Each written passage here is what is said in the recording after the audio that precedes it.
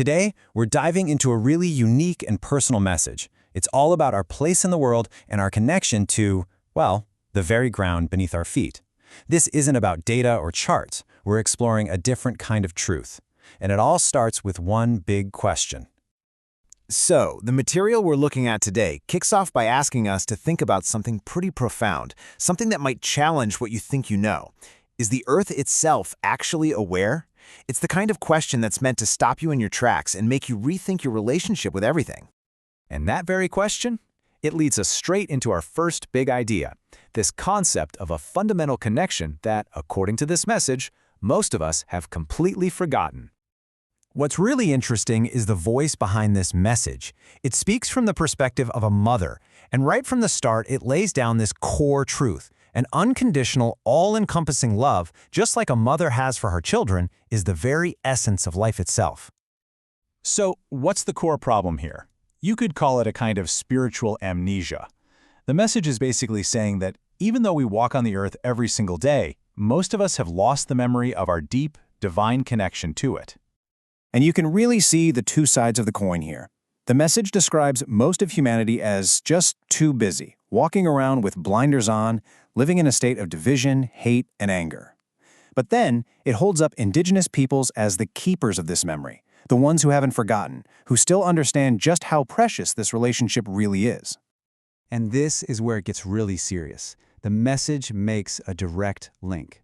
This forgotten connection, this lack of love, is the root cause of the turmoil we see all over the world. The hate, the anger, it's all just a symptom of this much deeper spiritual disconnect. So that's a pretty heavy thought, right? If we're so disconnected, what can we even do? Well, this brings us to a really crucial part of the message.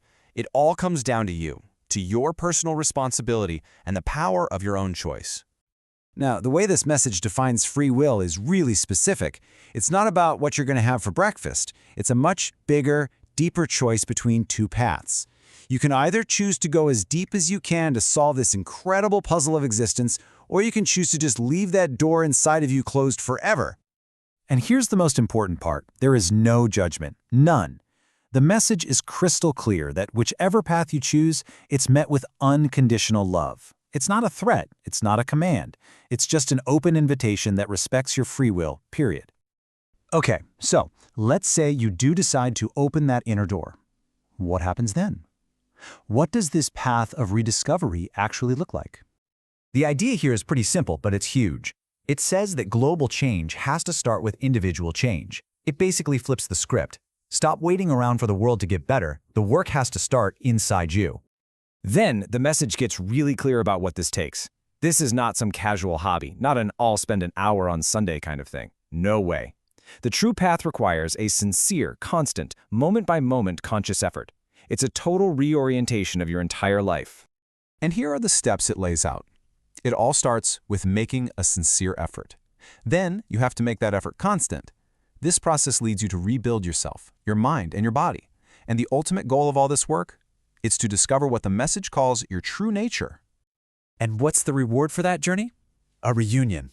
The promise is that by discovering your own true nature, you will, at the same time, rediscovering this divine motherly presence that was there all along, just waiting.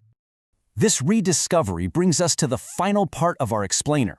We're going to explore the nature of this eternal relationship and what it means for our existence. So how do we experience this connection? The message suggests we already have, in small ways, even if we didn't recognize it. Think about that feeling of hearing the wind singing through the trees, or riding a wave in the ocean, walking barefoot on the sand, or the simple joy of building a sandcastle. Even that deep, pure love you feel for a pet, all of those moments are glimpses of this profound connection. But those glimpses are just the beginning. The real journey starts when that specific love, the love for your dog or for the ocean, starts to expand, when it grows to include everything and everyone, when you can start to see the world through the eyes of others with love.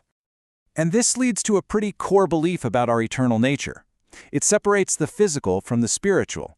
The idea is that your body is temporary. Someday it will dissolve and return to the earth. But your soul, your true essence, that can never truly die. It returns to a divine source. And finally, the message states its identity plainly. I am the Divine Mother.